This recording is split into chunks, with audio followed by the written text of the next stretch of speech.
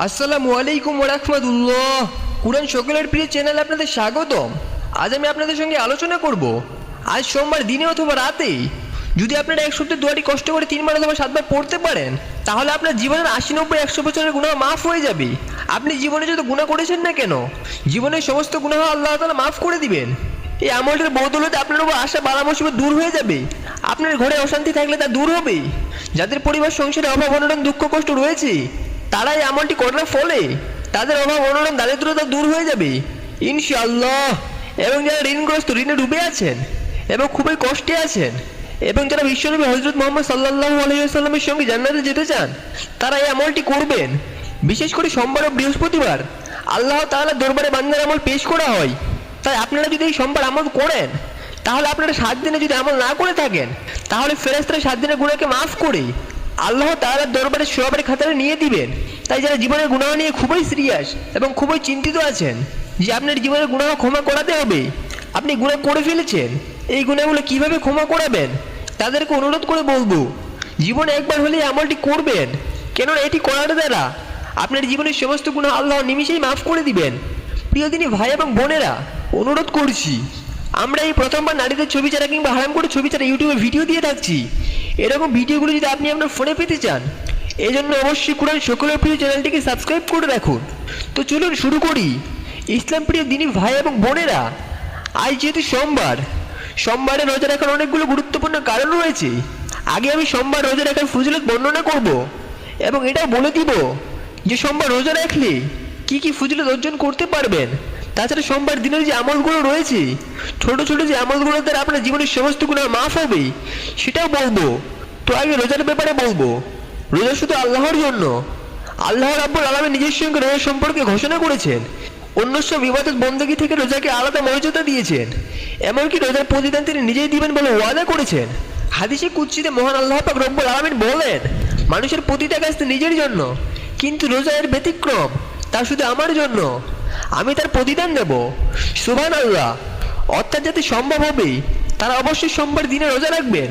কেননা এই রোজার ব্যাপারে মহান আল্লাহ পাক রব্বুল আলামিন বড় বড় ঘোষণা দিয়েছেন। যদি আপনি 7 দিনের ভিতরে আমল নাও করেন বা আপনার জীবনে আপনি কখনোই আমল করেন নাই কিন্তু শেষ বয়সে এসে আপনি কয়েকটা রোজা রাখলেন, আল্লাহ তাআলার ইবাদত বন্দেগী করলেন, এতে কিন্তু আল্লাহ তাআলা আপনার উপর খুশি হয়ে আপনার পিছনের সমস্ত গুনাহকে ক্ষমা করে দিবেন এবং আল্লাহ পাক রব্বুল আলামিন আপনাকে সেই কঠিন কিয়ামতের দিন আল্লাহর আরশের ছায়ায় আশ্রয় দিবেন। সুবহানাল্লাহ। রাসূলুল্লাহ সাল্লাল্লাহু আলাইহি ওয়াসাল্লাম নিজেই সোমবার এবং বৃহস্পতিবার রোজা রাখতেন। তাই সোমবার ও বৃহস্পতিবার রোজা রাখা মহানবী সাল্লাল্লাহু আলাইহি ওয়াসাল্লামের সুন্নত। অর্থাৎ এটি যদি আপনারা পালন করেন তাহলে কিন্তু মহানবী সাল্লাল্লাহু আলাইহি ওয়াসাল্লামের একটি সুন্নত আলাদা হয়ে যাবে। আবু কাতাদা রাদিয়াল্লাহু তাআলা আনহু থেকে বর্ণিত হয়েছে, রাসূলুল্লাহ সাল্লাল্লাহু আলাইহি ওয়াসাল্লামকে সোমবার দিনে রোজা রাখার কারণে জিজ্ঞেস করলাম। তিনি বললেন, এই দিনে আমি জন্ম নিয়েছি আর এই দিন আমার উপরে পবিত্র কুরআনুল কারীম অবতীর্ণ হয়েছে বা নাজিল হয়েছে। আবু হুরায়রা রাদিয়াল্লাহু তাআলা আনহু থেকে বর্ণিত হাদিসে রাসূলুল্লাহ সাল্লাল্লাহু আলাইহি ওয়াসাল্লাম বলেছেন, সোমবারে বৃহস্পতিবার আল্লাহ তাআলার কাছে আমল উপস্থাপন করা হয়। তাই আমি চাই রোজা রাখা অবস্থায় আমার আমল যেন আল্লাহ তাআলার কাছে পেশ করা হোক। তাই আপনারা যদি পারেন তাহলে অবশ্যই কষ্ট হলে সোমবার দিনে অবশ্যই রোজা রাখবেন। কেননা এই রোজার ব্যাপারে আল্লাহ তাআলা কিন্তু বড় বড় ঘোষণা দিয়েছেন। আপনি যদি কবিরা গুনাহ করে থাকেন আল্লাহ তাআলার পক্ষ থেকে তা মাফ হয়ে যাবে, আল্লাহ তাআলা তা ক্ষমা করে দিবেন, আল্লাহ তাআলা তা নিমিষে মাফ করে সওয়াব দ্বারা পরিবর্তন করে দিবেন। কিন্তু আল্লাহ যে আপনাকে ক্ষমা করবেন তাই নয়। তো আমি এখন আপনাদেরকে যে আমলগুলো বলবো, মানে ছোট ছোট যে আমলগুলো আপনাদেরকে বলে দিব, এই আমলগুলো যদি আপনারা করতে পারেন তাহলে আপনাদের জীবনের গুনাহ মাফ হয়ে যাবে। প্রিয় দিনী ভাই এবং বোনেরা, পৃথিবী আখিরাতে শস্যক্ষেত। ঈমান আনার পরপরই দুনিয়ার সওয়াব অর্জনের উদ্দেশ্যে নেমে পড়া উত্তম কাজ। একই সঙ্গে গুনাহ থেকে বাঁচার উপায় খোঁজা। অর্থাৎ আপনাকে গুনাহ থেকে বাঁচার জন্য উপায় খুঁজতে হবে।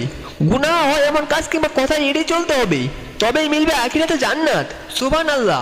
এরপরে জীবনে চলার পথে অনিচ্ছাকৃতভাবে গুনাহ হয়ে যায়, তবে হতাশা হওয়ার কিচ্ছুই নেই। পবিত্র কুরআন এবং হাদিসে এমন বহু আমলের কথা বর্ণিত হয়েছে যেগুলোর মাধ্যমে বান্দার গুনাহ মাফ হয়ে যায়। এখানে আমি আপনাদেরকে বেশ কিছু আমলের কথা বলে দিব। এই আমলগুলো যদি আপনারা করতে পারেন বা এই আমলগুলো যদি আপনারা আপনাদের জীবনে প্রয়োগ করতে পারেন তাহলে কিন্তু আপনাদের জীবনে গুনাহ আল্লাহ মাফ করবেন। মাদান ইবনে আবু তালহা আল ইয়ামাবি রাদিয়াল্লাহু তাআলা আনহু থেকে বলেন, আমি রাসূলুল্লাহ সাল্লাল্লাহু আলাইহি ওয়াসাল্লামের আজাদকৃত গোলাম সাওবানের সঙ্গে সাক্ষাৎ করলাম। আমি বললাম, আমাকে এমন একটি কাজের কথা বলে দিয়েন যা করলে আল্লাহ আমাকে জান্নাতে প্রবেশ করাবেন। অথবা আমি তার প্রিয় ও পছন্দীয় কাজের কথা জিজ্ঞাসা করলাম, তিনি চুপ থাকলেন। আমি পুনরায় তাকে জিজ্ঞাসা করলাম, তিনি তখনও চুপ থাকলেন। তৃতীয়বার জিজ্ঞাসা করলে তিনি বললেন, আমি এই ব্যাপারে রাসূল সাল্লাল্লাহু আলাইহি সাল্লামকে জিজ্ঞাসা করলাম। তিনি বললেন, তুমি আল্লাহর জন্য অবশ্যই বেশি বেশি সিজদা করবে, কেননা তুমি যখনই আল্লাহর জন্য একটি সিজদা করবে, মহান আল্লাহ পাক এর বিনিময়ে তোমার মর্যাদা একদম বৃদ্ধি করে দেবেন এবং তোমার একটি গুনাহকে আল্লাহ ক্ষমা করে দেবেন। তিরমিজি শরীফের হাদিস।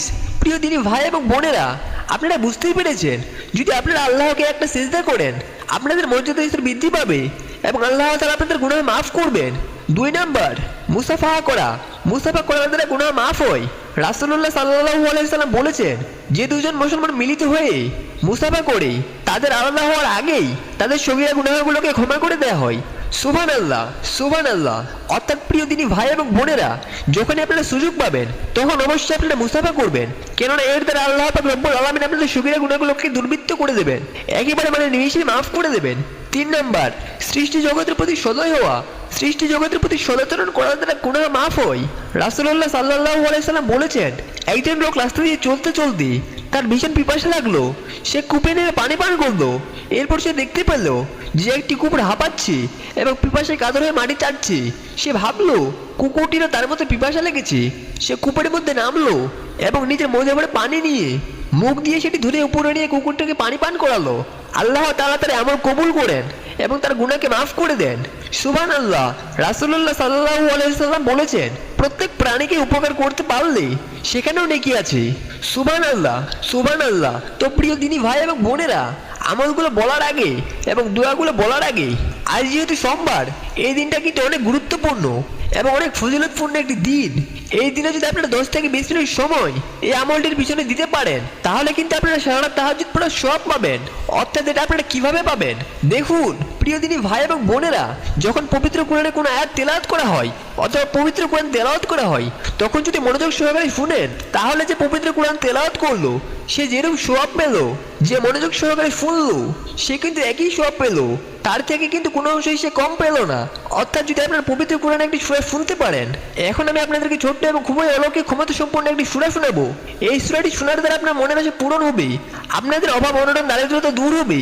আপনারা যদি অসুখে থাকেন, আপনারা যদি বিপদ আপদ বালা মুসিবত থাকেন, যদি আপনারা ঋণগ্রস্ত থাকেন, অথবা যে কোনো সমস্যায় থাকুক না কেন, আপনাদের সমস্ত সমস্যার সমাধান কিন্তু এই পবিত্র কোরআন।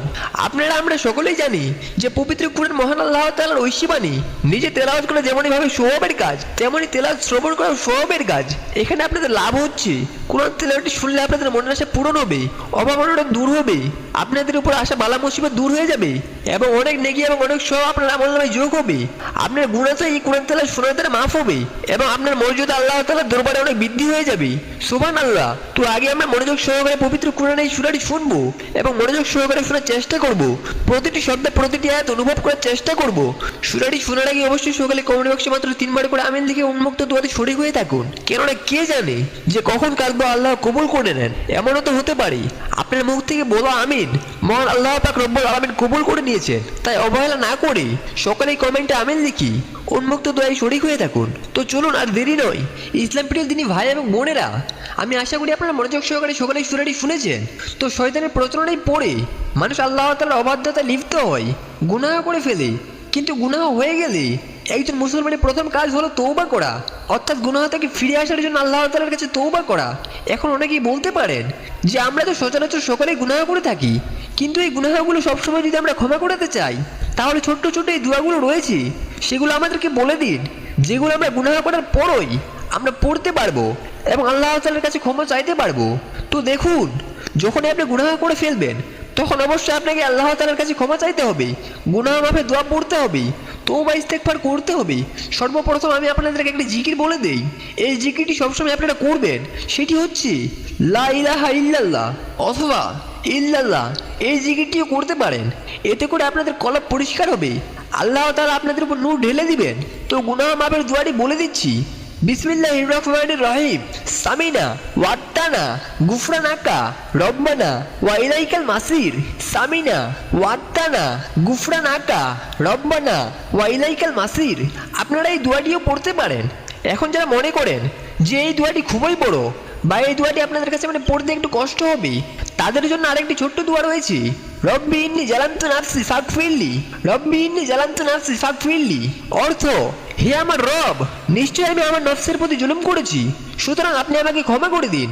সুবহানাল্লাহ। তো আমি আশা করি আপনারা সকলে আমলটি করতে পারেন এবং এই নিয়মে দোয়াগুলো পড়তে পারেন, তাহলে আপনাদের জীবনে গুনাহ মাফ হবে। এবং এখন আমি আপনাদেরকে যে দুরূদের কথা বলবো, এটিও যদি আপনারা পড়তে পারেন তাহলে আপনাদের উপর আসা বালা মুসিবত দূর হবে। অর্থাৎ আমার এক একটি আমলের এক একটি দ্বারা সূরা শুনলে মনের আশা পূরণ হবে। এবং আপনারা যদি এই আমলগুলো করেন তাহলে আপনাদের গুনাহ মাফ হবে এবং এই দুরূদ পড়লে আপনাদের মর্যাদা বেড়ে যাবে এবং আল্লাহ তাআলা আপনাদের গুনাহ মাফ করবেনই, সকল অভাব অনটন দূর করে দেবেন। নবীর উপর যে দুরূদ পড়বে সে কিয়ামতের দিন নবীর সঙ্গে জান্নাতে যাবে। সুবহানাল্লাহ। এর চেয়ে সুবর্ণ সুযোগ আর কি থাকে? তাই ভিডিওটি শেয়ার করে অন্যকে দেখার সুযোগ করে দিন। এখনকার মতো বিদায় নিচ্ছি, দেখা হবে পরবর্তী ভিডিওতে। ততক্ষণ পর্যন্ত ভালো থাকুন, সুস্থ থাকুন। আসসালামু আলাইকুম ওয়া রাহমাতুল্লাহ।